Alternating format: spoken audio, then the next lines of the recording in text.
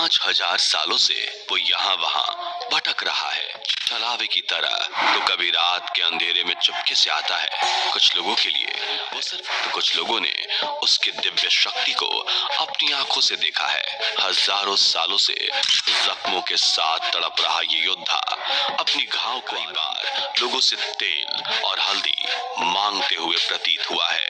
इन सवालों के साथ कई रहस्य जुड़े हुए हैं जिनसे आज पूरा वीडियो जरूर देखिएगा। पहला किस्सा। दोस्तों, मध्य प्रदेश के बुरहानपुर जिले से 20 किलोमीटर दूर स्थित असीरगढ़ के किले के साथ कई चौंका देने वाले रहस्य, जिन्हें लेकर लोगों की अलग अलग मान्यताएं हैं। कुछ लोगों का कहना है कि किले के अंदर स्थित गुप्तेश्वर महादेव मंदिर में अश्वत्थामा आते हैं, महादेव की पूजा अर्चना करते हैं। उस मंदिर की देखभाल करने वाले आसपास के वासियों का मानना है कि वो हर रोज सुबह मंदिर में आते हैं और शिवलिंग की पूजा करके चले जाते हैं। और कुछ लोगों का दावा है कि उन्होंने मंदिर के पास अश्वत्थामा को, कुछ लोग इसे सिर्फ मिथक मानते हैं। और उन लोगों से हम ये सवाल पूछना चाहेंगे कि अगर ये सिर्फ कहानी है तो आखिर कैसे रोज सुबह मंदिर का ताला खुलने से पहले ही शिवलिंग पर ताजे फूल चढ़े दिखते हैं और जल चढ़ा। को जानकर हैरानी होगी कि सदियों से सूरज ढलने के बाद असीरगढ़ के इस किले में किसी इंसान को रुकने नहीं दिया जाता। हर तरफ ताले लगा दिए जाते हैं। तो फिर आखिर कोई वहां आकर पूजा कैसे कर सकता है? ये तभी संभव हो सकता है जब किसी के पास दिव्य शक्तियां हों, जिसे अपने ईश्वर की भक्ति करने से कोई ताला या दीवार न रोक सके। वहाँ के लोग बताते हैं कि उनके बुजुर्गों ने अश्वत्थामा को देखा है और वो दिखने में किसी आम इंसान की तुलना में काफी बड़े हैं। उनका कद काफी ऊंचा है, उनके शरीर पर कोढ़ रोग है, उनकी त्वचा पर महाभारत युद्ध के गहरे जख्म आज भी दिखाई देते हैं, जिसमें से लहू टपकता है। इन घावों को भरने के लिए कई बार उन्होंने स्थानीय लोगों से तेल और हल्दी की भी मांग की थी। वहाँ के कुछ लोगों का ये तक कहना है कि जो भी अश्वत्थामा को देख लेता है वो मानसिक रूप से बीमार हो जाता है। अश्वत्थामा के जीवित होने से जुड़ा दूसरा किस्सा। दोस्तों, मध्य प्रदेश में महू के करीब 12 किलोमीटर दूर स्थित विंध्याचल की पहाड़ियों पर खोदरा महादेव विराजमान है।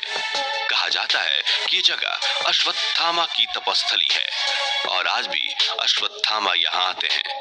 माना जाता है कि द्वापर युग में गुरु द्रोणाचार्य अपने परिवार के साथ इसी इलाके के आसपास रहा करते थे और जब गरीबों के कारण अश्वत्थामा को एक एक बूंद दूध तक नसीब नहीं हो रहा था तो उन्होंने इसी जगह पर बैठकर 6 महीनों तक भगवान शिव की कठोर तपस्या की थी। और अश्वत्थामा की तपस्या से प्रसन्न होकर शिवजी ने उन्हें दूध प्राप्ति का आशीर्वाद दिया था और पहली बार उन्होंने दूध का स्वाद चखा था। इसलिए अश्वत्थामा आज भी इस जगह पर आकर शिव जी की पूजा अर्चना करते हैं। अश्वत्थामा के जीवित होने से जुड़ा तीसरा किस्सा। दोस्तों, 19वीं सदी के संत वासुदेवानंद सरस्वती आध्यात्मिक रूप से काफी उन्नत संत हुआ करते थे, इसलिए इनके भक्त इन्हें दत्तात्रेय का अवतार भी मानते थे। और सन 1914 में इन्होंने महासमाधि ली थी, लेकिन इसके ठीक 2 साल पहले 1914 में स्वामी वासुदेव नंदन सरस्वती ने भी अश्वत्थामा के दर्शन किए थे। अपनी ऑटोबायोग्राफी में उन्होंने बताया था कि जब वे शूलपनेश्वर के घने जंगल को पार कर रहे थे तभी वो अपनी राह से भटक गए थे और वो बाहर निकलने के रास्ते की खोज में यहाँ वहां भटक रहे थे। तभी उन्हें एक दिव्य पुरुष नजर आया जिसकी लंबाई काफी ज्यादा थी और संत वासुदेवानंद सरस्वती ने उनसे मदद मांगी तो उन्होंने स्वामी जी को नर्मदा नदी तक छोड़ने का फैसला लिया और स्वामी जी उनके साथ चलने लगे और दोनों नर्मदा पहुंचे। तभी स्वामी जी ने उन्हें कहा कि आपका कद, आपकी भाषा, आपका व्यवहार, सभी चीजें काफी दिव्य हैं और आप इंसान तो नहीं हो सकते, कृपया करके बताइए कि आप कौन हैं। तो उस दिव्य पुरुष ने कहा था कि आपने सही पहचाना, मैं द्वापर युग से हूँ, मेरा नाम अश्वत्थामा है। अश्वत्थामा के जीवित होने से जुड़े कई किस्से मौजूद हैं, लेकिन अब सवाल आता है कि महाभारत के इस युद्ध में अश्वत्थामा के साथ आखिर ऐसा क्या हुआ था जो वो आज भी जिंदा है और तड़पते हुए मौत के लिए तरस रहे हैं। ये जानने के लिए हमें अश्वत्थामा के जन्म से लेकर महाभारत के युद्ध तक के कुछ चौंका देने वाले किस्से जानने पड़ेंगे। सबसे पहले बात करते हैं कि महाभारत काल के महान योद्धा अश्वत्थामा का जन्म कैसे हुआ था। तो द्वापर युग के महान गुरु द्रोणाचार्य को संतान प्राप्ति नहीं हो रही थी, इसलिए उन्होंने भगवान शिव की कड़ी तपस्या की थी, जिसके फलस्वरूप भगवान शिव के अवतार अश्वत्थामा का जन्म हुआ था। कहा जाता है कि जन्म लेते ही अश्वत्थामा ने काफी ऊंचे स्वर में घोड़े की तरह हिनहिनाया था और यह आवाज सभी दिशाओं और व्योम में गूंज उठी थी। तभी आकाशवाणी हुई थी कि इस बालक का नाम अश्वत्थामा होगा। जन्म से ही अश्वत्थामा के सिर पर एक मणि थी, जो उसे किसी भी राक्षस, असुर, देव, मानव और जानवर के सामने निडर बनाकर खड़े रहने की शक्ति देती थी।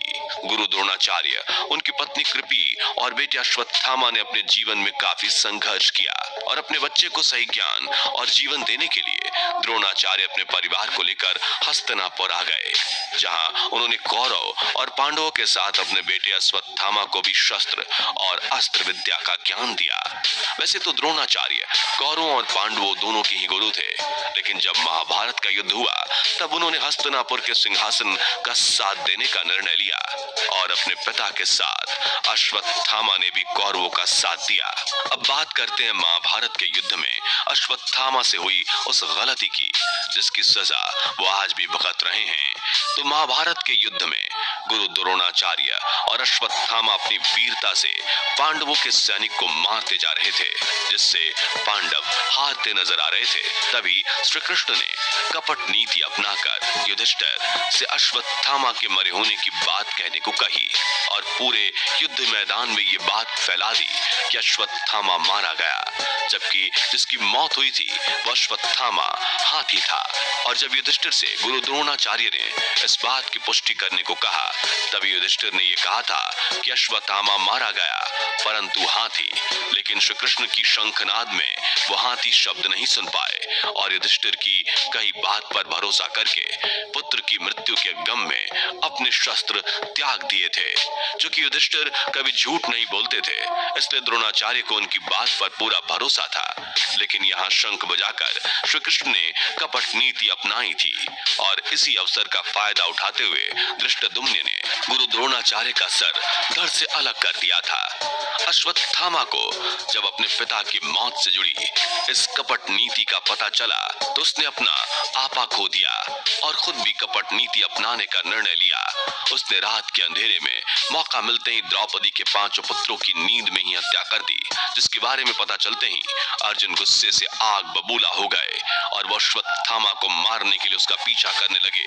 तभी अश्वत्थामा ने अर्जुन के ऊपर ब्रह्मास्त्र छोड़ दिया, जिसका सामना करने के लिए श्री कृष्ण ने भी अर्जुन को ब्रह्मास्त्र छोड़ने के लिए कहा। लेकिन तभी व्यास ने इन्हें समझाया कि अगर दुनिया के सबसे शक्तिशाली हथियार एक दूसरे से टकराएंगे तो पूरी दुनिया तबाह हो जाएगी, इसलिए उन्हें वापस ले लीजिए। ये सुनकर अर्जुन ने तो अपने ब्रह्मास्त्र को वापस खींच लिया, लेकिन अश्वत्थामा को ऐसा करने नहीं आता था, इसलिए उसने अपने अस्त्र को अर्जुन की पत्नी उत्तरा की ओर मोड़ दिया, जिससे गर्भ में बच्चा लिए उत्तरा की अपने बच्चे के साथ मौत हो गई। जो देख श्री कृष्ण क्रोधित हो गए और युद्ध के मैदान में अबोध बालक और स्त्री की हत्या करना अधर्म है, ये कहकर उन्होंने अश्वत्थामा के माथे पर लगे मणि को निकाल दिया और कलयुग के अंत तक जीवित रहकर पृथ्वी पर भटकने का श्राप दे दिया। इस मणि के निकलते ही अश्वत्थामा ने अपनी सारी शक्तियां खो दी और कहा जाता है कि तब से लेकर अब तक अश्वत्थामा के जख्म नहीं भरे और उनके माथे से लगातार खून बहता है, जिसकी पीड़ा में वो रोज तड़पते हैं और अपनी भूल की सजा भुगतते हैं।